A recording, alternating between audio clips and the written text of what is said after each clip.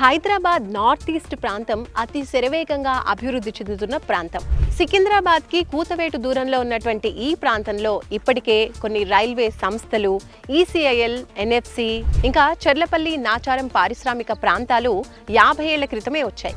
వీటికి తోడుగా 2004లో రాంపల్లిలో వచ్చినటువంటి పోచారం ఐటీ హబ్ తో అక్కడ రూపురేఖలన్నీ కూడా మారిపోయాయని చెప్పొచ్చు.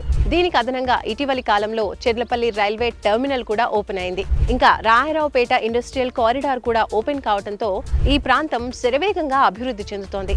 సో నార్త్ భాగమైనటువంటి కీసర నుంచి ఈస్ట్ భాగమైనటువంటి ఘట్కేసర్ వరకు ఈ నగరం విస్తరించింది.